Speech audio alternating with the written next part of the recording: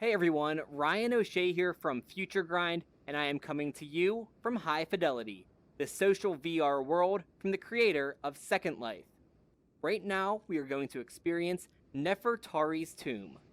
High Fidelity has trained Egyptologists and archaeologists come in to give High Fidelity users a guided tour of the actual Nefertari's tomb, recreated in virtual reality. Let's check it out. Welcome to the Tomb of Nefertari. I'm Bethany. I'm an Egyptologist and archaeologist. I've worked in Egypt for 10 years, and I've never set foot in the Tomb of Nefertari in real life. It was closed for most of my lifetime because it needed to be restored and lots of the paintwork needed to be made safe for tourists to go in again. It had been so popular since its discovery in 1905 with tourists, even from early on, that their continued presence in the tomb, their breath, their sweat, started to make the tomb moldy and started to make the paint fall off the walls.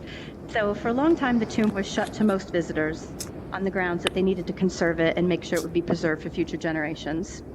It's open now if you go to Luxor. It's in the Valley of the Queens, right next door to the Valley of the Kings, so not a mile away from King Tut. But it's still a very limited group of people that can get in, only 100 a day. And they're still working to preserve the tomb from further damage just caused by the presence of people in the tomb. Nefertari is a queen who lived about 150 years after King Tutankhamun. She was the wife of Ramses II, who was one of the most powerful kings of Egypt that ever lived. And so her tomb, even though she was just a queen and King Tut was a king, was probably full of even more great, amazing objects than King Tut's was, just because they had more. Her husband was more powerful than King Tut had been. She had more time to plan her funeral and all of her goods, but it was robbed out in antiquity. So we don't have a lot of the finds that we'd like from a royal tomb of the time period. We basically have King Tut's to go to for that. What we're going to look at today is the tomb itself, the wall paintings. And those are in beautiful shape nowadays, thanks to lots of modern work. The tomb we're going to be looking at in the virtual reality model is actually a restored version of how it would have looked when it was brand new in about 1255 BCE. And in that case, all the paint is fresh. There's none flaking off the walls. Some areas that are missing today have been restored from what we know of Egyptian religious practice would have been in that place. And we can talk about that as we go. Let's go ahead and head on into the tomb. Awesome.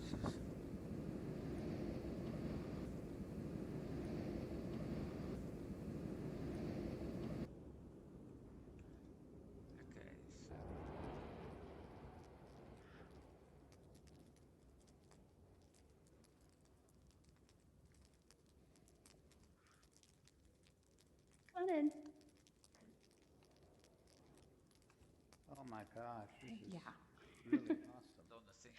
It's Oh yeah, there we go. Breathtaking, eh? really beautiful and elaborate paint. God. Oh wow. This tomb is considered unique amongst Egyptian tombs for the quality of the artwork, too. We can talk about it a little bit. I think everyone's mostly inside now. But in other Egyptian tombs at the time, you'd sort of find flat coloring book pictures on the wall. You look at some of these gods, and like he's a solid yellow body, and he's a solid red body. That's pretty typical for Egyptian art. But if you look at Nefertari here on the wall behind us, you can actually see sometimes they take the time to shade in her cheeks as if they're more flushed. She has, let me get in with the flashlight. You can see she's got some shading around her cheeks and her nose. On some artwork in there, you'll see brushwork showing individual hairs and individual beads and things like that. They really take a lot of care to make the artwork as detailed as possible. And that's not something you had to have in an ancient tomb. That's just something they went to the extra effort for Nefertari, because she was so high status, she could afford to have the artisans do the extra work. All right, so welcome to the tomb of Nefertari. We're in about 1255 BC now, so about 3,000 and some years ago. And this is how the tomb walls would have looked when it was brand new and finished. The things that populate the floor, these vessels and boxes, they're indicative of things that Egyptians would have had in their tombs. You'll find them in museums all over the world, lots of these little objects, but we don't have things like this from Nefertari's specific tomb. It was raided, probably looted and emptied out by robbers, even just 100 years after she died. King Tut is a really rare example because it has so much preserved, because it wasn't raided in antiquity, and it was actually excavated by archaeologists in the 1920s. But Nefertari, like most, had all of her valuable goods scattered, resold. All the gold would have been melted down and reused in ancient times. And so these things you see in the model are here to give you an idea of some of the stuff that could have been in here, but they're also models of sort of everyday objects. Nefertari's would have been made out of gold and precious stones and beautiful, high quality. Everything would have been painted and inlaid with stones. But we can talk about a few of the objects as we go. Here's, as I said, here's a picture of Nefertari on this wall right here.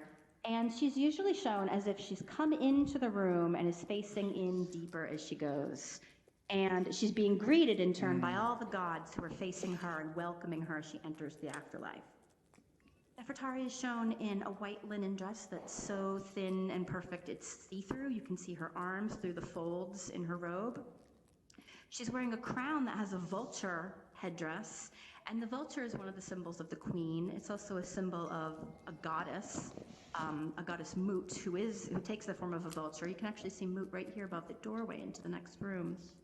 The idea of vultures and all sorts of circling birds of prey that hover in the sky. They have their arms outstretched in protection. They see all from above. They're very powerful, but they're also meant to be a positive force. They protect you. And the word for vulture in Egyptian, mut, is also a word you can use for mother. So it's sort of a pun that Nefertari, who's wife of the king and probably mother of the next king, is being associated with this goddess Mut, who is a sky goddess, and also a mother goddess. The position she's doing, and you'll see her do it a couple of times in the tomb with her hands up like this. This is the gesture for praying in the ancient world. It's giving praise or thanks or even offering things. Sometimes you'll see with the hands down like this and vessels in them being offered. This is how almost everybody prayed in the ancient world. Even early Christians and Catholics up until the Middle Ages would pray like this with their hands open to God rather than praying down on their knees like we think of today. That's not something that started till much later. Whereas this gesture of praying hands open to the sky or to wherever you envision God was common across lots of different cultures of the time. And the main god she's praying to in this tomb is Osiris. And here he is sitting on his throne, looking very fancy with his symbols of kingship. Osiris is a god who rules over the afterlife, and his story is that he was originally a king god ruling on earth, but he was murdered by his brother, and he was actually torn into hundreds of pieces and scattered across the land of Egypt. His wife, Isis, who is a very powerful magician, put him back together. She did the first mummification, and she brought him back to life long enough so they could have a son to inherit the position of the father. And then Osiris goes and rules in the afterlife. So he's a king. He's a king of the afterlife. He's a god who died and was brought back. And along that lines, he's associated not just with actual death and rebirth, but springtime and rebirth of plants after a long winter. The seed that's hidden underground and then sprouts, that's an Osiris symbol. It's also a symbol for all Egyptians, hoping when they die, they're buried, but they're going to regrow in some fashion in the afterlife. You'll notice Osiris is painted as if he has green skin here. Sometimes he's painted with black skin as well.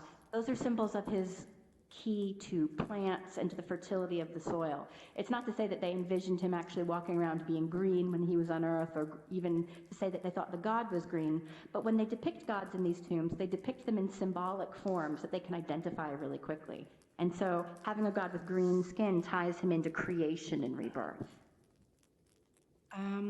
Let me talk really briefly about the idea of the Egyptian afterlife. The Egyptians believed that when you died, you didn't just wake up in the afterlife. You didn't just wake up in your final destination of, what we would consider heaven or hell. You had to get there through a journey. And so every step of the funeral, of mummification, of being buried, of having all these different spells with you, that was part of the preparation to get you on the journey. So Nefertari's entire tomb is decorated with travel plans, passports, magic spells, all of the sorts of information she's going to need to make it from the beginning of her journey to the end in the afterlife. And we can kind of see the tomb as that happening. She enters from the world of above, just like she's shown on the walls of the tomb. She's got all these spells to get her through. She's greeted by gods. And by the time we get down to the bottom chamber where she's actually buried, she'll have passed all the obstacles and entered the afterlife and be in, essentially, heaven forever. Wow. Now, this little picture up here is a really cute little detail that you don't find in other tombs, really. And it shows her sitting at a table playing a board game. And the board game is called Senet. There's actually lots of copies of it throughout the tomb on the ground. Here's one here. It's a blue box with squares on top. And inside there'd be a drawer that kept the game pieces. It's a game you play against somebody, and it's essentially a race, like Game of Life, ironically, or even Sorry, because you can bump other people off and make them start again. It's a simple board game. It's not like chess, it's not like checkers, there's no strategy to it. You just roll and you see how many squares you get to go. But it was considered sort of a metaphor for luck and chance. And you need a lot of good luck to get through the afterlife, too. That's seen as a journey to get to the end. And so here she is at the beginning of her tomb playing a board game as a symbol for the journey she has to take. It's going to take a lot of luck, having the gods on her side to be able to make it through. Senet is a game we've basically reconstructed some of the rules. You can buy it and play it today.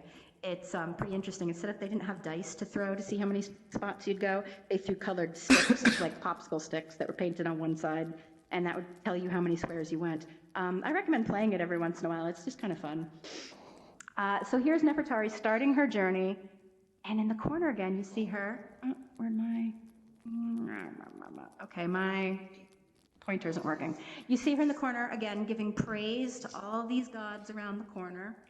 And then the walls are covered with all this script. And these are all the spells she's going to need to get through the afterlife. There are obstacles on this journey. She might take the wrong path. So people throughout Egyptian history were buried with maps of the underworld. They were buried with instructions on what to do and what not to do. When you meet the gatekeeper by the river, make sure to say this to him so he'll let you through. And so she's got everything buried with her on the walls as a sort of cheat sheet. If you weren't as rich as Nefertari in the afterlife, you couldn't afford a big decorated tomb, you'd have it written in a book, in a scroll, and buried with you in your coffin. And that would also have the information you needed.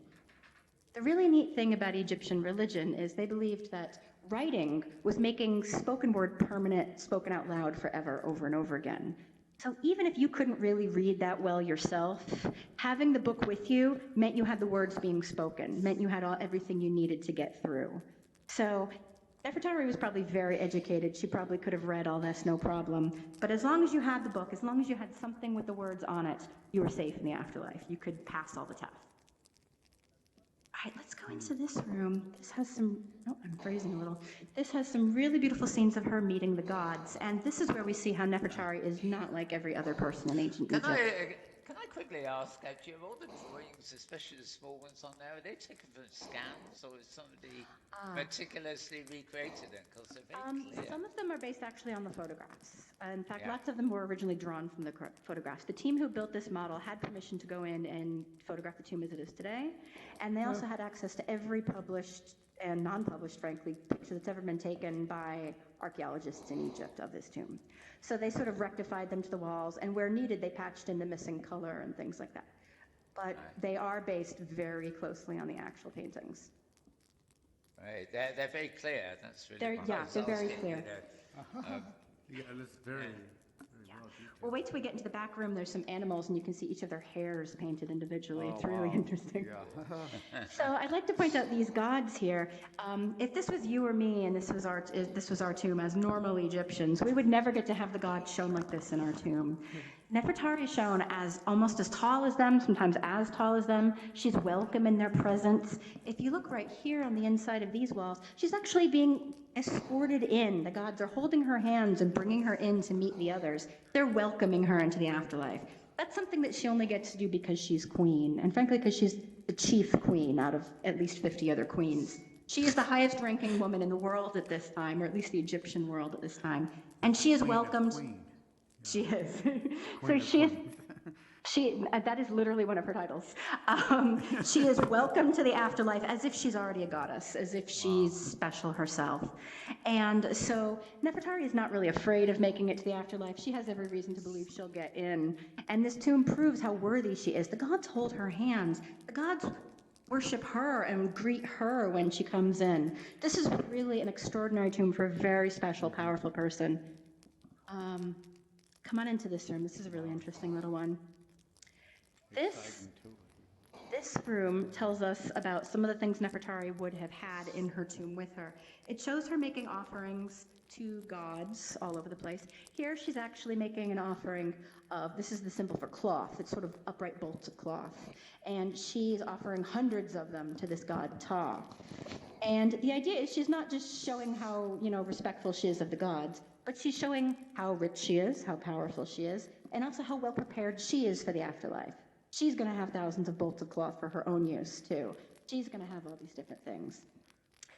And this back wall, you can see she ends up on both sides of the scene. It's sort of a doubled scene here. And she's offering a big pile of food as an offering to these two gods in the middle. Osiris, who we've already seen, and the other side is Atum, who is the creator of the universe. So she's kind of worshiping this life and the next in this nice double scene. But let's take a look at what she's actually offering them. Can anyone tell what's on this pile? The very, very top is little bowls with smoke coming out, and that's incense being offered. Good smells equal good luck equal good health equal everything good. So everyone likes incense and perfume in the ancient world.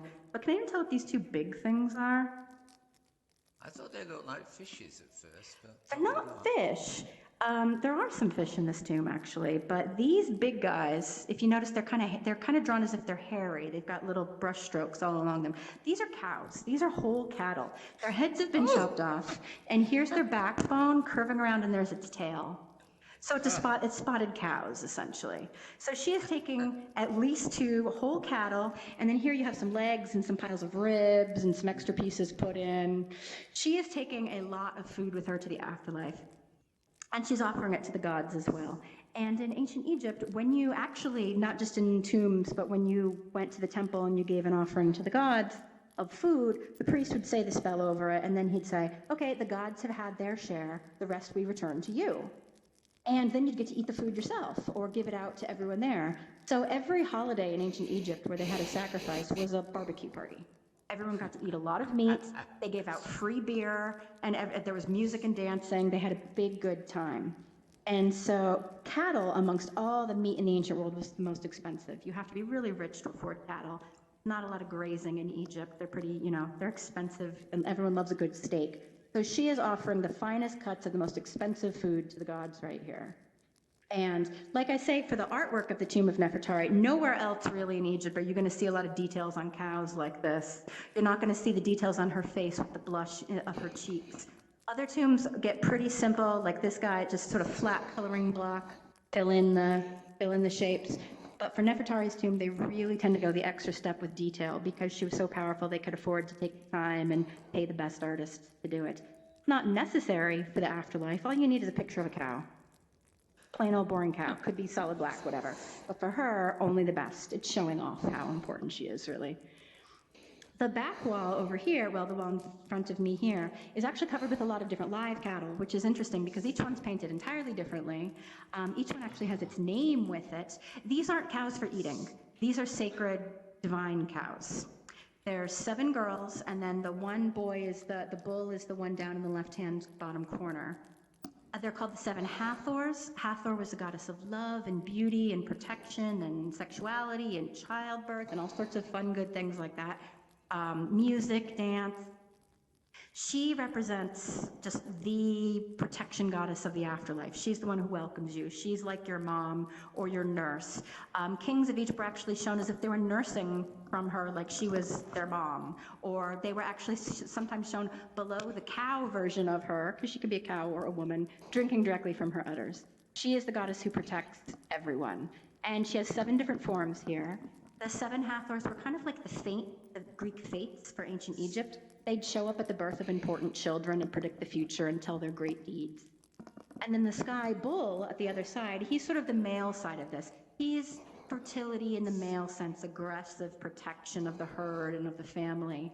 You only need one of him compared to the 7 Hathors. They also sort of represent constellations and stars in the sky and the movement of the heavens, since they're all sky cattle.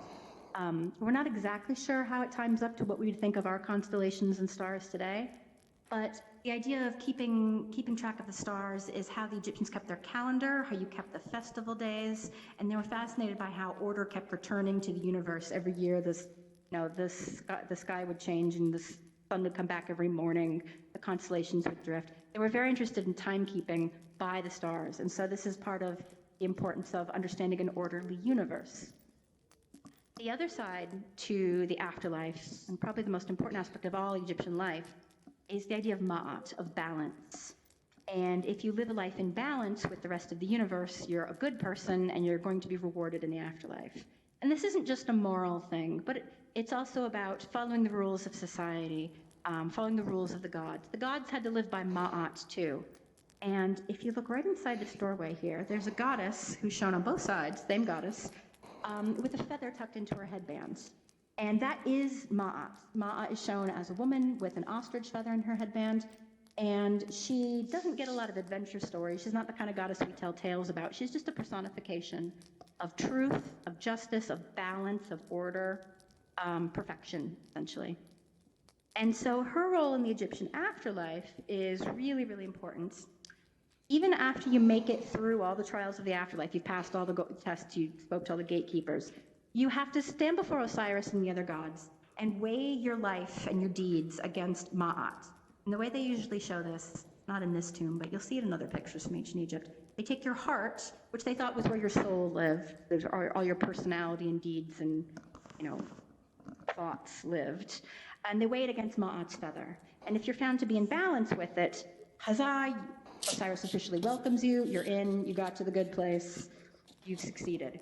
If you're found out of balance with Ma'at, you are a terrible person, you did not live a good life, and your heart, your soul, is thrown to a monster who devours it, and you cease to exist.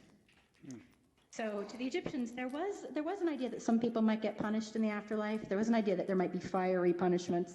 But the worst thing that could happen is for you to be erased, for you to cease to exist.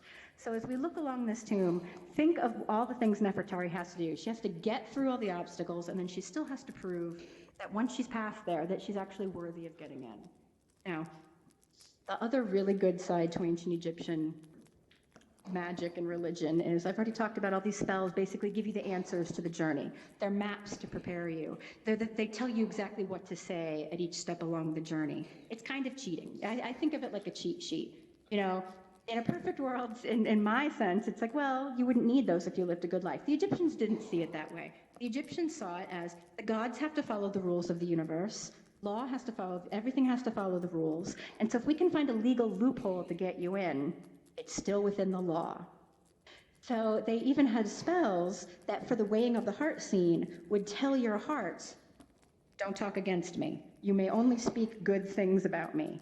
And so they'd actually put spells on little amulets that you'd put on the heart when they were mummified, or you could wear during your lifetime, that would say, my heart will only speak the good truth. And they have lists of things the spell says. It says, I fed the widow and orphan, I clothed the naked, I gave to all that were poor, I helped my friends build their house, I honored the gods. I never stole cattle, I never slept with my neighbor's wife, I never did anything that was rude. So even if it was true, even if they did all those horrible things every day of their life, this spell would prevent the heart from speaking in the court of law. So they sort of had a, so if there's no testimony, then you can't be blamed for it and you can't be punished. So that's all rather neat. Where can I buy one? on eBay, frankly. I mean, it's a really simple little spell. They're usually shaped on scarabs. Scarabs are, the pointer's not working. Scarabs are like that lovely god gentleman in the back whose head is a beetle. He's a version, he's on the left. He's sitting down. His head is a full beetle, and he's a sun god. The beetle is associated with rebirth because they were seen to be able to sort of appear out of nothing. They didn't really understand that beetles laid their eggs inside dung balls or whatever, and so when new life would explode out of them, that was kind of a sign of magical rebirth. But since the scarab is a symbol for magical and creation and also sun god, they'd make a little scarab, a beetle-shaped amulet, and usually put it on your heart. If you go to Egypt today, you can buy them for like 20 cents each, carved out of stone. Only buy modern ones. Don't buy antiquities. It's terrible. But it's funny because it's one of the symbols of ancient Egypt that everybody's really into. Everybody really likes, buying a little scarab or a little set of beads with the symbols. And the Egyptians, it's not just tourism. The Egyptians wore them all the time. You wore them in life, you wore them in death. They really believed in the power of these objects to protect them. Let's go down So I into the guess we'll put that staircase. in sea of floating content. Let's go down into the staircase. It's one of my favorite parts of the tomb. The tour technically already started. Okay. So awesome. So this little staircase room is one of my favorites because it really shows that despite the odd shape with the sloping ceiling, the sloping floor, they still really thought about how to fill up the tomb with art and ideas. The text goes all the way to the ground. The pictures exactly fit into this weird trapezoid space. So here we have Nefertari offering beer in those jars to these goddesses. There's Hathor, the cow goddess with her cow horns, but here she's shown as a human. There's Selket, who's a scorpion goddess who protects you. Anything that we think of as scary or dangerous, like snakes or scorpions or crocodiles, the Egyptians thought were incredibly dangerous, but also could be used for good. If you treated them with respect, they would use their powers to protect you. So lots of goddesses have fearsome forms like serpents and especially cobras. That just shows how powerful they are. And if they love you, if you've been good to them, they will use that power to destroy your enemies. So here we have Selket, the scorpion goddess. And here at the back on both sides, we have Ma'at, who is again with the feather, depicting herself as, you know, the embodiment of justice. And she's also got her arms with wings outspread. She's sort of welcoming Nefertari at the beginning of the scene, embracing her. Ma'at is also here above the doorframe and here on the insides of the doorframe. Ma'at's all over this tomb. You would want Ma'at in your tomb. That's basically proof that you have lived in balance, that Ma'at's on your side. Is that a question? Yeah. Now, are there any historical battles, or is it pretty much is it pretty much ideology, or is it what is the historical significance of the tomb as far as the modern day era which she reigned in? Ah, Are there okay. any- Really there's a lot of interesting. historical artifacts. Of course, yeah. You What's could really tell from- interesting is in a tomb, you almost never hear anything bad. So you almost never hear about the actual world. We don't know anything about Nefertari except that she was married to the king, and here's her tomb. We can tell from other documents in temples outside. There's written things all over Egypt that tell us a bit about Nefertari. But according to this tomb, we don't know what she looked like. We don't know what she liked to do. We know the name of her husband and her kids. We don't know who her parents were. We don't know how she became queen. We just know all these lovely, perfect things that she's good to the gods and lived in balance. The tomb is not a place to talk about messy things like life. You want everything to be perfect in a tomb. And the perfect example is actually right here. This door frame here has a picture of Ma'at, and then a very simple text which basically says, you know, Nefertari is welcomed and she is the daughter of. And you'd expect to see her parents' names there. In anyone else's tomb, you'd see like Nefertari, daughter of Bob and Linda, or whatever her parents' names were. But instead, it says Nefertari is the daughter of Ma'at. See how Ma'at's head actually comes up into the writing and is sticking there above the line? It's a really cute combination of the picture and the text together, so that little feather sticking in reads in the sentence as well. So Nefertari is the daughter of Ma'at. And this is really puzzling because she's the chief queen of the time. She can be daughter of Ma'at if she wants. No one else gets to call themselves the daughter of a god. Kings get to be kings get to be son of Ra, the sun god. That's just part of their title. But no other humans get to do that, really. So Nefertari being called daughter of a goddess is very important. It also gives her great standing into the afterlife if she's literally born of perfection, born out of balance. But the weird thing is, why doesn't it mention her parents? There's other places where Ma'at's everywhere. She's covered in Ma'at. Why doesn't it name her parents anywhere in this tomb? We'd expect them to show up. Usually, especially if she's the most powerful woman in the world, she'd probably want to honor her parents by including their names. And it could just be that that wasn't the style of the time. They thought that this statement was more important than the mortal statement. It also might be, like, again, I said we don't know who she was. She could have been a commoner who Ramses chose because he loved her, or she was most beautiful, or something like that. There's no rule to being queen that you have to be from the royal family. In fact, some of the most powerful queens that we have in Egypt, probably born from commoners or people who climbed their way up through the military. So it would be very interesting if we knew the heritage of her parents. There's a slight idea because of one name that was found on one vessel inside the tomb, sort of scattered about. She might actually be related to King Tut's family from 150 years ago. But that's literally just because we found the name of one king on one little jar the size of my hands. So that also could just be a mistake. Someone threw it into the tomb and it got scattered in there. Yeah, you have a question? That's very interesting, being the queen of queens, because to have this elaborate of a burial, I mean, this is like higher than Trump money for that time era. I mean, I don't mean to say that, but I mean, No, but having it's buried true. in this Ramses II elaborate- conquered the world from Sudan all the way up to the coast of Turkey. So, you know, he was collecting taxes and tribute from most of the known Eastern Mediterranean Near East. So he was very, very rich. And all of his monuments show him as the hugest thing you've ever seen. He carved his face into mountains. But he also irony included of not her. knowing- The irony Exactly. of not knowing her history is very Exactly. ironic to. And Ramses had at least 50 queens, and he had at least 100 children. But this was his favorite wife. And it was assumed that her son would become king after Ramses. But Ramses lived for so long, he outlived 12 of his oldest sons. His 13th son got to be king, and he was basically unimportant because he was just 13th in line. But Ramses lived into his 90s, so no one expected that. The interesting thing, Nefertari's tomb is above and beyond anything else we've seen for a queen in Egypt that didn't rule. There's a couple of queens that actually took the kingship and ruled, and they have nice tombs. But right next door, we're in the Valley of the Queens. Only kings can be buried in the Valley of the Kings. The Valley of the Queens is for all the other royalty. And that includes princes who didn't get to be king as well. It's not called the Valley of the Queens in Egyptian. It's called the Valley of the Beautiful Children.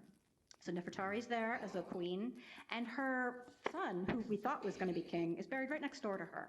And his tomb has very similar artwork. But the scenes in it talk about his family. They talk about his father a lot. They talk about her a lot. They don't, whereas Nefertari doesn't talk about her family other than that she's wife of the king and she's queen of queens. So there's a lot of, a tomb isn't the greatest place to drag out the family secrets. If there's something weird about Nefertari's family, you wouldn't include it. But this tomb is really the most information we have about Nefertari, so we'd really like there to be more from it. What this tomb really tells us in the end is just about the religious beliefs in the afterlife.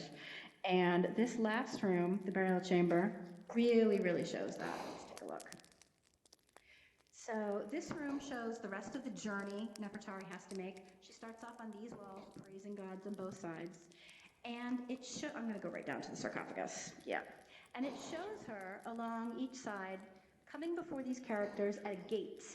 So this yellow thing with the red in the middle is a doorway.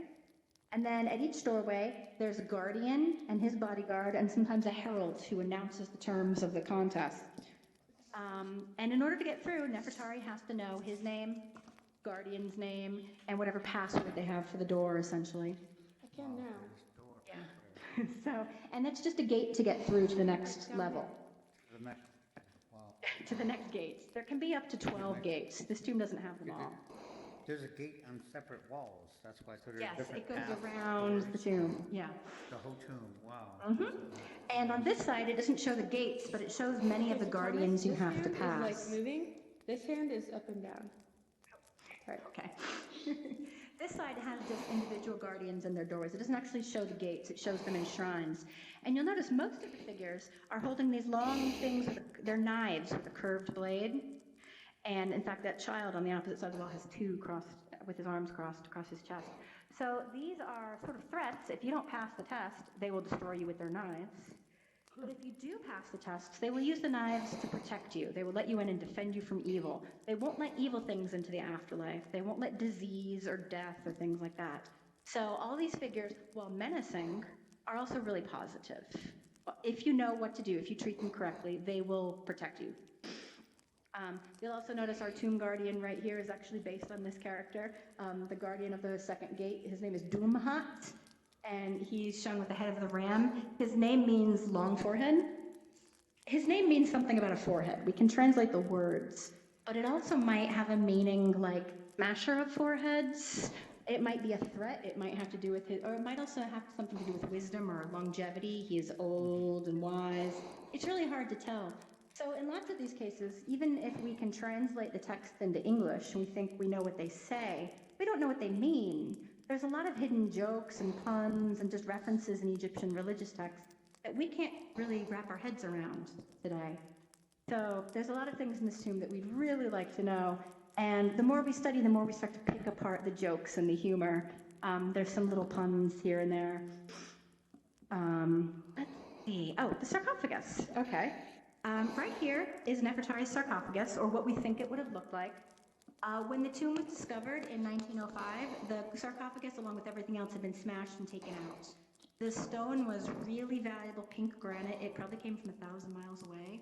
And so whoever robbed the tomb, they knew they could reuse that stone if they broke it up into pieces and sold it. So we've reconstructed it so you get an idea of where it would go, and it's the right shape. We don't even have Nefertari's mummy. We have lots of the other royal mummies. We have her husband, Ramses II, who is in beautiful shape. After this tour, go online and look up Ramses II's mummy. As you can see, he was unwrapped a long time ago, so you can see his face and his hands. He still has hair on his head, he has eyelashes, he has fingernails. He's really quite beautiful. Nefertari would have been embalmed with that much care and attention, but she herself, her body was probably destroyed at the same time as the tomb robbers came, because every step of the mummification process also included putting in jewelry. And so when people robbed a tomb, they knew, tear apart the mummy and take the jewelry out.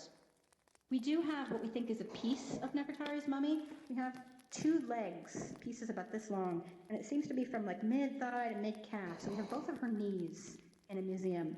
And the exciting thing about the mummies is we are starting to do DNA testing on them and to think about all the things we can learn about their health, about how they're related to each other. Maybe we will figure out who Nefertari's parents are because we've got her DNA sequence being figured out.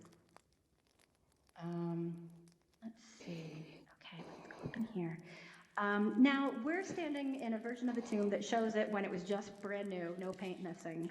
And the artist did a really good job correcting parts that were damaged. This back wall here is actually really badly damaged from about this naked child god, and to the left. Lots of areas of the plaster and the paint are missing in real life if you were to go to the tomb today. But because there was a little patch here showing that guy's face and a little patch here where we could read the text, we knew enough that we could fill in what was supposed to go there. This part of the tomb is very formulaic. You would find this in other tombs of the time. So when the artists made this model for us to enjoy, they felt pretty comfortable going in and filling in the blanks. And I think they actually did a really reliable job. This is what I would expect to see in the tomb. However, this back room, which in many ways is sort of the focal point of the whole tomb, you can see straight through from the front of it. This back room had almost nothing preserved in it at all. There's a little picture on the inside of this wall right here of a kneeling goddess. Go ahead in if you fit. It's a little bit of a low ceiling. So the artist didn't want to leave the room entirely blank, so they filled it with scenes that are familiar from other tombs of the time period. So they're Egyptian scenes, they're correct, but they're not necessarily things you would find in Nefertari's tomb. They're not authentic to this tomb. And so in that way, they're just sort of there to give you an idea of it, but not really represent Nefertari herself. If you don't fit in that room, you can rescale your avatar. Yeah, if you just shrink down a little bit, you can get in.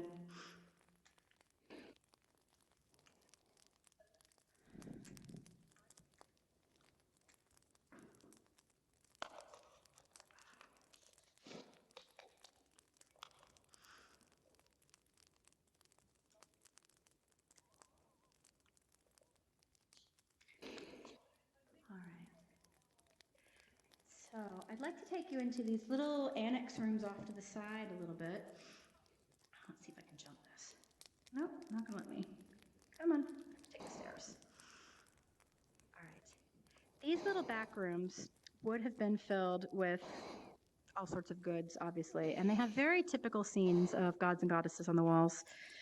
There we go. So we have Isis, a protection goddess, right here. On the other side is Nephthys, her sister. They both look after mummification.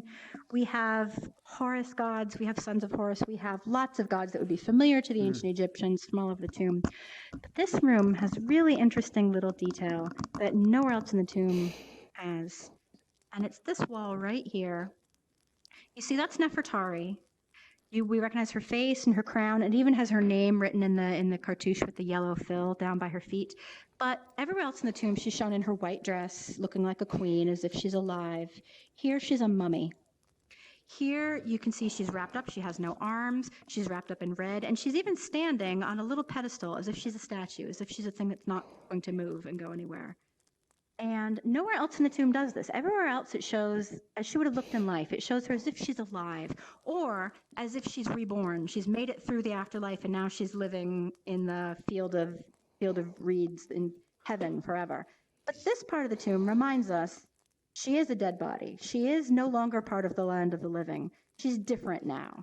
And in fact, her real mummy would have been right around the corner in that box. She's facing right out the door and looking at it. And so this little scene in this little tiny corner reminds us that the afterlife was a big, complicated journey. And although we're sure Nefertari is going to enjoy it forever, she's going to be welcome in the afterlife, she's made it through all the trials, it's not like she's returning to our world anymore. The idea of rebirth in ancient Egypt doesn't mean reincarnation. You don't get to come back to the world. You don't get to come back and be part of your family in the same way. That part of your life is kind of changed. But, I turned around. But it's not over forever. The idea is if you successfully make it through the afterlife, you become semi-divine yourself. You get all these extra powers. And one of them is to sort of be a sort of friendly spirit that can leave the afterlife, that can visit your family back home, can protect them from disease, can give them good luck, that sort of thing. But we, the family she left behind, is not going to expect her to come walking in a white dress. She's been transformed. She's something different now. And we're not going to see her the same way anymore. So I think it's a nice little reminder in this back room of all the different processes of mummification and afterlife journeys that she's different. She's not the same Nefertari we knew. She's gone to a super better place. Just to conclude a little bit on the artwork, let's go straight across into the other room, if everyone can make it. Sorry. Oh, someone's got their glasses floating in air.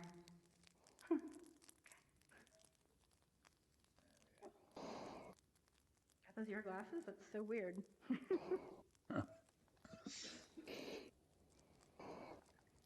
Excuse me? Even sounds like we're in. All right. All right, so I'll stand outside if you can all still hear me. This room is a really interesting little room because we can get really close to the paintings. They're in great state of preservation, but they're not exactly like the rest of the tomb. There's a couple of details in here that are different than elsewhere. Take a look at Nefertari. She's on both sides. Do you see anything different about the way she's depicted in these scenes compared to the rest of the tomb? There's Her dress is not transparent? Oh, sorry, this one, yeah. Her dress isn't as transparent, yeah. You don't see the skin coming through the folds in the robe as much, yeah, absolutely. Anything else about her dress, particularly? Well, a different dress, isn't it? Yeah. White, we've seen elsewhere. Yeah, almost everywhere else in the tomb, she's got a red belt on with her white dress, and here she doesn't. And the idea, and also if you look at the paintings of her cheeks here, she's missing the really bold cheek color. There's an argument that this room is not as good as the rest of the tomb. And I don't think that's fair, but it's certainly a slightly different style than the rest of the tomb. Why do I keep teleporting? All right, if you look at this wall, Nefertari is praising the cow Hathor. You can see the beautiful cow Hathor. And there's a couple of little details here that are strange.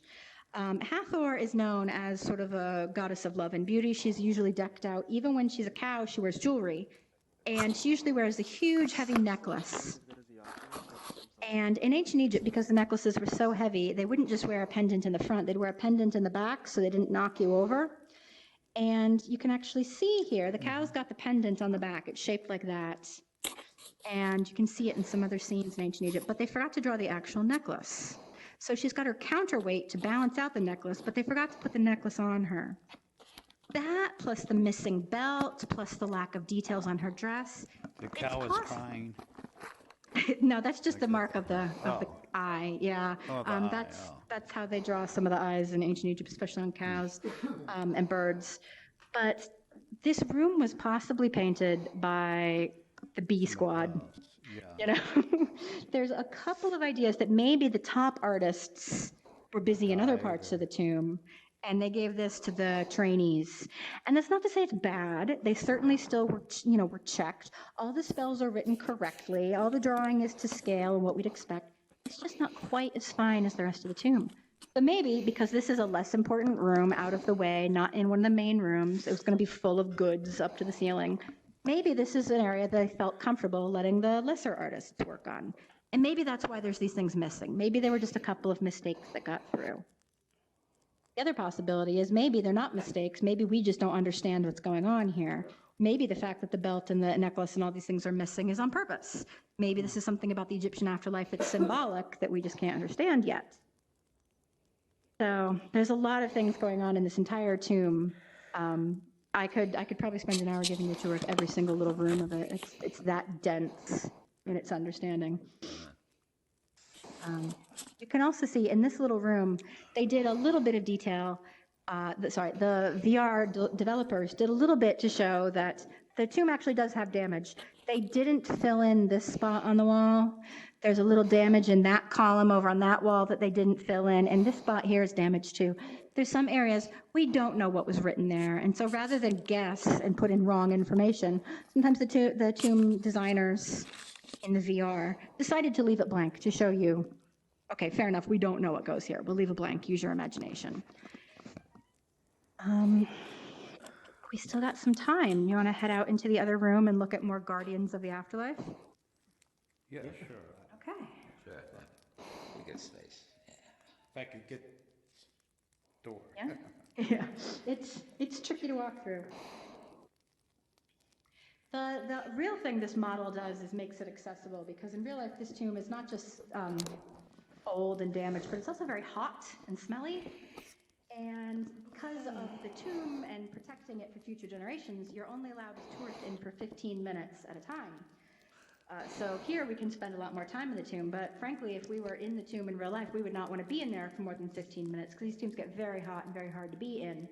So this is a lot more comfortable environment, although I do have to admit, right now I feel as if I'm hot in the tomb. It's very evocative to me. It reminds me, I can almost smell it, you know, I know what it should smell like in here. Let's see. Would they have these braziers in the real tomb? These oil lamps that they've got set up are one way that you could have light in ancient times. They either had little lamps, open or closed vessels like this, or they could use torches made out of wood. They probably used these. And the light that is coming off these in the VR model is pretty much the light we're using. So these little lamps show it's enough to basically light the tomb. Nowadays, if you go, there's some light bulbs and things in it. They keep the tomb very, very dim to protect the paint, though. Would it really have been light at all? I mean, I get the impression if it's very hot and stuff like that, then there's probably real ventilation down here. There's no ventilation. While they were carving and painting this tomb, they had to have light. And when they filled it up at her funeral, they would have brought lamps in. But after the funeral was over and the tomb was sealed, no one ever was supposed to come in here again. Yeah. Ever. Tomb raiders came in and stole things, they would have brought torches or lamps, and now tourists do. But in theory, she was supposed to stay here forever, untouched. And the idea is, all of this painting, all of the goods, it looks really show-offy and splendorous to us, and really, you'd want everyone to see it and see how powerful she was. That's not its purpose. Its purpose is for the afterlife. The gods need to see this art. The demons in the afterlife need to see this art. She needs to see it. It's not about the living to enjoy it all. So yeah, there wouldn't need to be any light in here. The other thing we have to admit is, as tourists, as an archaeologist who's worked in tombs, Nefertari didn't want us here. We are essentially going against her wishes. I don't think we're as bad as tomb robbers, because we try to be respectful of the dead and respectful of the lives they lived. But in reality, we are going against her wishes by being in her tomb, taking her things away from her and interrupting her afterlife. The only thing I can tell myself about what we're doing is the Egyptians had a lot of backup plans. So even if her body was destroyed, there's paintings of her everywhere, and those can take her space in the afterlife. So she can still be beautiful and inhabit the world looking great and healthy. The other thing is, part of the ancient afterlife was not just being in the afterlife and enjoying it, but having a memory left behind on Earth with your loved ones, with your family for generations. And so part of that was being remembered in general. Nefertari, as a queen, thought she'd be remembered in general quite fairly forever. But because her tomb is so popular now, people from all around the world, thousands of people, are speaking her name, remembering her, talking about her. And she would have enjoyed that very much. That would have been something that she thought was very beneficial to her afterlife, that was very helpful. Speaking her name, learning about her is something that we can do to help the spirit of Nefertari in her belief system. I think that can be a very powerful use of this VR environment.